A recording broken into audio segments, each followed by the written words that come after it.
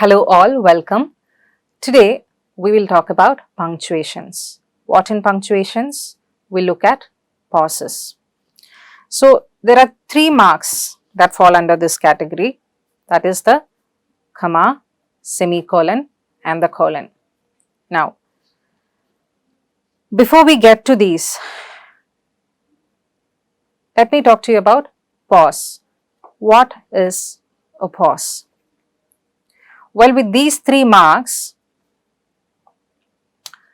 the pause tell you that the reader should stop briefly and then continue reading. So when you see a comma or a semicolon or a colon, you need to briefly stop and then continue reading. Let's start with comma. So let me make this clear.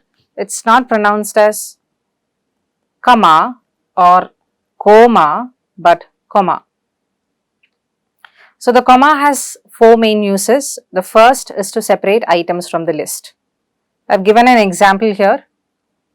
I have to buy cereals, pulses, milk and eggs from the supermarket. So here you see that there are 4 items given in the sentence, that is cereals, pulses, milks and eggs. And these items are actually separated by comma. Now in schools, your teachers would have taught you that you should not put a comma before and, that is at this place. But that's not really true. You may or may not use a comma before and. However, if there are only 2 items, then you don't put a comma. What I mean to say is, in the second sentence, which is I have to buy milk and sugar from the supermarket, you will not put a comma, or you should not put a comma after milk. That's wrong. Okay. So the rule is put comma after every list except the last. I hope that's clear to you. Now the second use of comma is to separate words that are not part of the sentence. Now what do you mean by words that are not part of a sentence? By that I mean to talk about the main sentence. So let me give you an example. The example sentence is, unfortunately I didn't attend the class. In this sentence, the main sentence is, I didn't attend the class. And unfortunately is actually the speaker's opinion. That's called the sentence adverb. So in this case, the sentence adverb unfortunately is separated from the main sentence using a comma. So whenever you see a sentence adverb, separate it with a comma. What are the other sentence adverbs that we have? We could use fortunately, frankly, hopefully, sadly, luckily. The list is long. Now, when it comes to forms of address, like when you use name or when you use the expression sir or ma'am, you need to separate that from the sentence using a comma. 2 examples are given here. Riya, can you please hold this bucket for a second? This is a question, and in this question, the form of address, that is a name, Riya, is separated by a comma. Now the second sentence is, sir, please come inside. So again, the form of address sir, the expression sir, is separated by a comma. The next point or the next category is formal letters and emails. So when it comes to salutations or greetings in formal letters or emails, such as what? Dear sir, dear ma'am, dear sir and ma'am, or when you address by the name, dear Riya, you use comma. But you would also have seen colon, right? So now the question is, should I use comma or should I use colon? Well, the answer is, it depends on the context. So if you're writing to an American company, then you need to use the American way, which is a colon. So after the salutation or greeting, you use a colon there. But in British English, that is the standard English, we need to put a comma after the salutation or greeting. Similarly, in the closing expressions, you need to put a comma at the end. That is, yours faithfully, comma, yours sincerely, comma.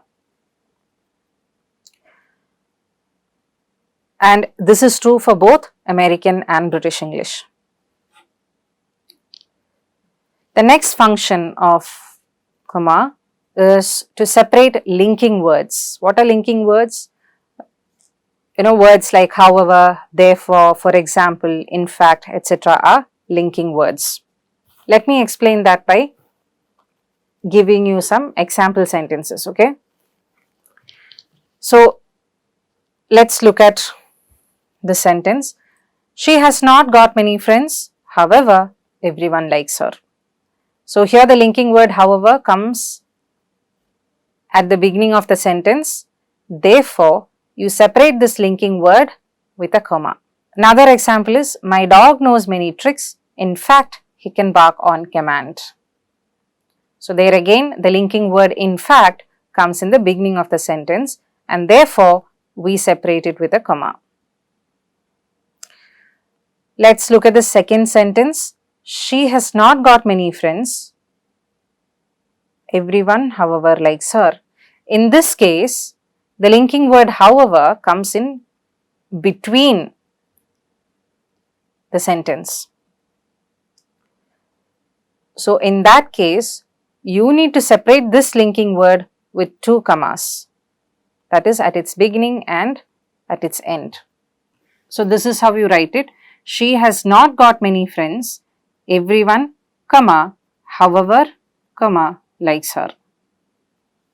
Similarly, look at this sentence. My dog knows many tricks. He can, comma, in fact, comma, bark on command. Now, what if the linking word comes at the end of the sentence? She has not got many friends. Everyone likes her, however. In that case, you will separate this however with a comma, and because it comes at the end of the sentence, full stop automatically takes over the comma. So, with the full stop, the sentence ends. The other example sentence is, my dog knows many tricks. He can bark on my command, comma, in fact, full stop. Did I make that clear? I hope so. Now we are coming to the fourth use of commas, that is to separate clause. This is little tricky. I want you to pay closer attention to this, and if you have got any doubts with that, please put up your queries in the discussion forum. So, before I get to talk about commas and clauses, I need to talk to you about clause. So, there are two types of clause, the independent clause, which is a complete sentence, and then the dependent clause, which is not the complete sentence. It needs an independent clause to complete and form a proper sentence. So, I have given examples here. I attended music class last month. So, that is a independent clause because it's complete by itself. It does not require another sentence to make it meaningful or proper. So, that is independent clause. Now, when Lena gets home from work, so you may ask, what? Lena gets home from work, and so what? So, which means the sentence is not complete. So, therefore, this is called a dependent clause.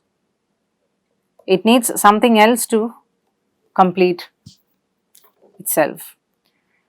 So, if you add another independent clause like she practices violin for an hour to the dependent clause, that is when Lena gets home from work, it becomes a complete proper sentence.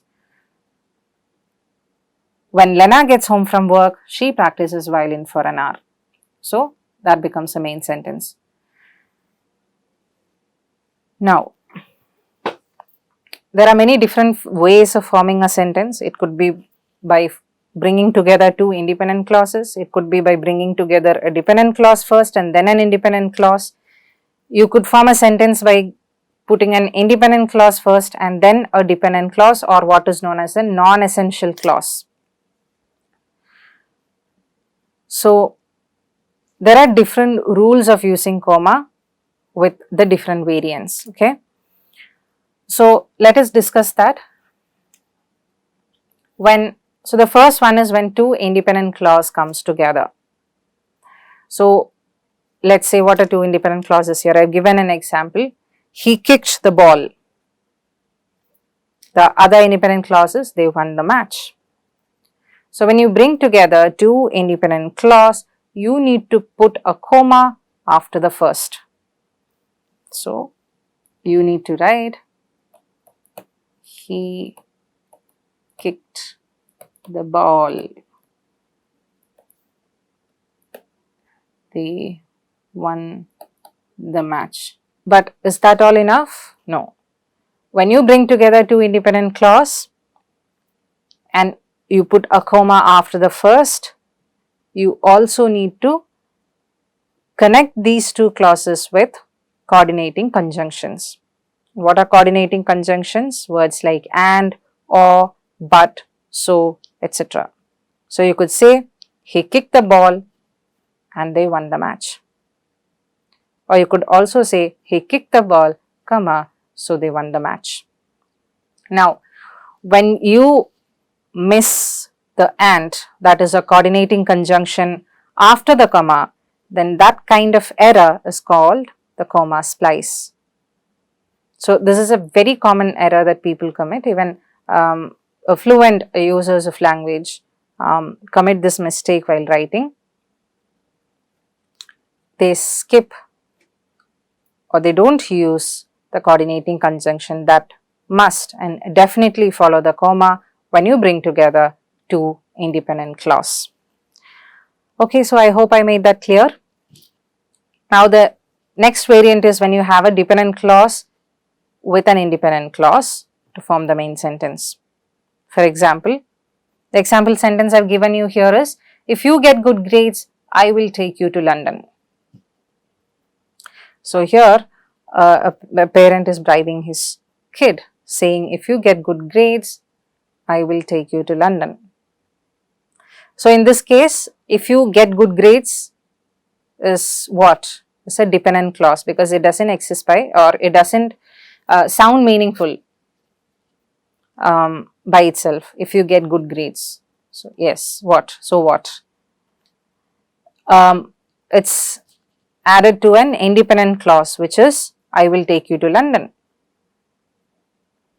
So, when you bring together a dependent clause and an independent clause, you need to put a comma after the dependent clause, that is the first clause. But you do not put and, like how we used it in the previous example, because there we were bringing together two independent clause, right? So, here since it is a dependent clause and an independent clause, we are not going to put an and, that would be wrong. So, it would not make sense if you say, if you get good grades, comma, and I will take you to London. Nor will it make sense if you say, if you get good grades and I will take you to London, without a comma there, okay. So, both those sentences are wrong. What is right is, if you get good grades, comma, I will take you to London. Now, the next variant is, you have an independent clause at the beginning followed by a dependent clause. He was so happy when he won the match. So, when he won the match is the dependent clause that follows the independent clause, he was so happy.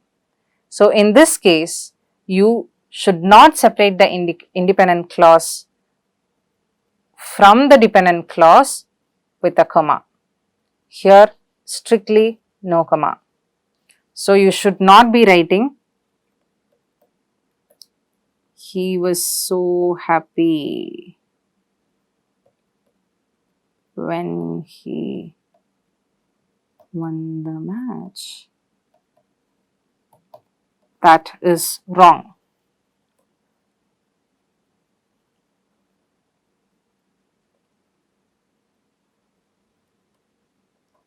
putting a comma here is wrong. So the next example introduces us to a type of dependent clause called the relative or the adjectival clause. It's also called an adjectival clause because it gives information about the noun. So a relative clause is introduced by a relative pronoun. And what are relative pronouns? Who, which, whom, that. These are all relative pronouns. Or a relative adverb like when, where, why. So in this sentence, the man is the criminal who shot the neighbor last month. The relative clause is who shot his neighbor last month. Why? Because it gives us the information about the noun, which is criminal. That is, it tells us who the criminal is. Now, what happens when we remove that clause? That man is what criminal, you could ask, if we remove that clause. Now, if I remove the clause who shot the neighbor last month, the sentence would be that man is the criminal. That man is the criminal. What criminal is the question that follows after the sentence, right? If someone hears that sentence, that man is the criminal. That man is the criminal. Criminal for what? So, to make that complete, you need to say that man is the criminal who shot his neighbor last month. Therefore, when we remove the clause, it becomes meaningless or incomplete. So, this relative clause cannot be removed from the sentence and therefore, it is called the essential clause. So, the rule is we don't use comma for essential clause. What is the rule? The rule is we don't use comma for essential clause. Now, the next example is people love to celebrate New Year's Eve, which is the last day of the year. The clause which is the last day of the year can be removed, right? Because without that clause, the sentence people love to celebrate New Year's Eve makes perfect sense. The meaning is still clear. Therefore, it is called the non-essential clause. We separate non-essential clause with a comma. So, we do not separate essential clause with a comma, but we separate non-essential clause with a comma. Now, let us move to the next example. My cousin Nisha, whom you met at the party, is heading to US tomorrow. Here the relative clause whom you met at the party is in the middle of the sentence. It gives information about Nisha, right? My cousin Nisha, whom you met at the party, is heading to US tomorrow. So, this particular clause is giving information about Nisha. So, let me ask you, is this an essential or non-essential clause? Well, it is a non-essential clause because you can remove that and still the sentence would make perfect sense. My cousin Nisha is heading to US tomorrow. It sounds perfect, right? It sounds meaningful. Therefore, this is non-essential clause. So, we separate it from the rest of the sentence using comma. But here, we use two comma this time because the relative clause is in the middle of the sentence. So, these are all the rules for punctuating the clause correctly. So, here we separate this clause from the rest of the sentence using two commas, which is at its beginning and at its end. Now, the next use of comma is to use it before quotation. An example is given here. The quotation is, it's a warm day. The sentence is, he said, it's a warm day. So, you put the quotation in quotes and you separate it from the rest of the sentence using a comma. So, in this case, you need to put a comma after he said. So, that is all with punctuating clauses correctly. Now, I have given you a few questions for practice. Add comma whenever necessary. The first one is, They played chess until it was time to go home. The second one is, since there was no school, that day the children played in the snow. The third sentence is, we thought she was nice because she smiled a lot. Fourth sentence is, while the class took a test, the teacher graded papers. And the fifth sentence is, she said, he's a nice person. Pause the video for some time, solve these questions, and then let's discuss the answers.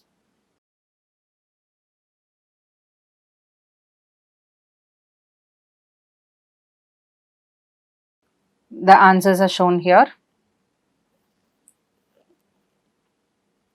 She said, he's a nice person. It's a quotation, so it needs to be separated from the quote. The sentence needs to be separated from the quote. So you are putting a comma before the quote. The next one is, while the class took a test, the teacher graded the papers. So this is what? This is a dependent clause, and the teacher graded the paper is an independent clause. So when dependent plus independent clause comes, you need to separate them with a comma. We thought she was nice because she smiled a lot. Now, we thought she was nice. This is what? Independent clause. And because she smiled a lot is dependent clause. So when independent plus dependent clause comes together, then you don't use comma. The second example is, since there was no school that day, the children played in the snow. So what is this? Since there was no school that day. It doesn't make sense when it stands alone. So it means it's a dependent clause plus, what does this mean? The children played in the snow. It can stand independently. Therefore, it is dependent plus independent clause. Therefore, it needs to be separated by a comma. And what's the first example? They played chess until it was time to go home. So this is, they played chess is independent and until it was time to go home, followed by the dependent. So here again, no comma.